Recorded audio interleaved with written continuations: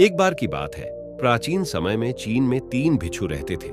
आज उनका नाम तो किसी को याद नहीं है, क्योंकि उन्होंने कभी किसी के सामने अपने नाम का खुलासा ही नहीं किया। चीन में वे 3 हंसते हुए भिक्षु के नाम से जाने जाते थे। वे हमेशा एक साथ यात्रा करते थे। वे सिर्फ हंसने के अलावा कुछ भी नहीं करते थे। वे एक नगर में प्रवेश करते और नगर के बीचों बीच चौराहे पर जाकर हंसना शुरू कर देते थे। धीरे धीरे ही सही, लेकिन जो लोग वहां रहते थे या काम करते थे, खुद को भी हंसने से रोक नहीं पाते थे। धीरे धीरे लोगों की हंसी भीड़ में बदलती गई और देखते ही देखते पूरे गांव और नगर में फैल गई। उसी समय वे तीनों वृद्ध भिक्षु अगले किसी दूसरे गांव में चले जाते। उनकी हंसी ही उनकी प्रार्थना और सीख थी, क्योंकि वे कभी भी किसी से बात नहीं करते थे। उन्होंने ऐसा माहौल बनाया कि पूरे चीन के लोग उन्हें चाहने लगे। सभी लोग उन्हें बहुत प्यार करते थे, क्योंकि उन्हें कभी जीवन में पहले या बाद में कभी भी ऐसा आध्यात्मिक शिक्षक नहीं मिला। समय के साथ वह बूढ़े हो गए थे।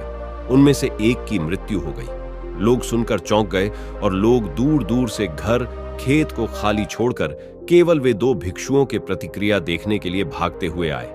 इससे पहले उन्होंने उन भिक्षुओं को रोता हुआ कभी नहीं दिखे थे। सारा गांव उस स्थान पर आ गया जहां 3 भिक्षु थे। उनमें से एक भिक्षु मृत शरीर में लेटा था, लेकिन वह दोनों भिक्षु रोने के बजाय जोर जोर से हंस रहे थे और हंसी रोक ही नहीं पा रहे थे, जैसे उन्होंने आज से पहले कभी ना हंसी हो। गांव की कुछ बड़े बुजुर्गों ने उन्हें समझाने की कोशिश की कि यह आपका साथी था, उसके मृत्यु पर आपको हंसना नहीं चाहिए। तब उसे दिन उन भिक्षुओं ने पहली बार गांव के लोगों से बात की। हम इसलिए हंस रहे हैं क्योंकि यह आदमी जीत गया। हम हमेशा सोचते थे कि पहले कौन मरेगा, लेकिन यह आदमी पहले मरकर हमें हरा दिया। हम अपनी हार और इसकी जीत पर हंस रहे हैं। हम तीनों एक साथ रहकर हमेशा आनंद लिया।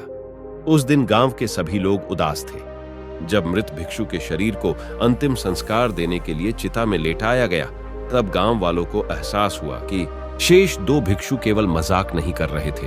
वह तीसरा जो मृत था, वह भी हंस रहा था।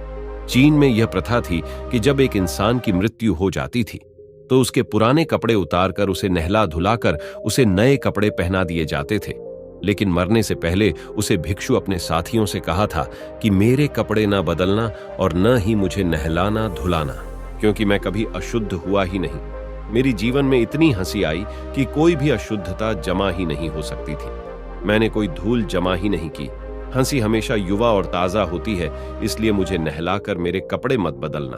तब उस दिन गांव वालों को एहसास हुआ, और जब उस मृत भिक्षु के शरीर पर आग लगाई गई, तब गांव वालों को पता चला कि उसने अपने कपड़ों में कुछ पुराने चीनी पटाखे को छुपा रखा था, जो आग लगने के बाद फटकर आसमान में रंग बिरंगे कदरों में फैल गया। ये देखकर एक बार फिर पूरा गांव जोर जोर से हंसने लगा। तो इस तरह वह तीसरा भिक्षु मरने के बाद गांव वालों को हंसा गया, और ये देखकर शेष दोनों भिक्षु ने कहा, चालाक आदमी, तुम मर चुके हो, लेकिन तुम हमें एक बार फिर हरा दिया। तुम्हारे द्वारा गांव वालों के चेहरे पर पैदा की गई ये हंसी आखिरी हंसी थी।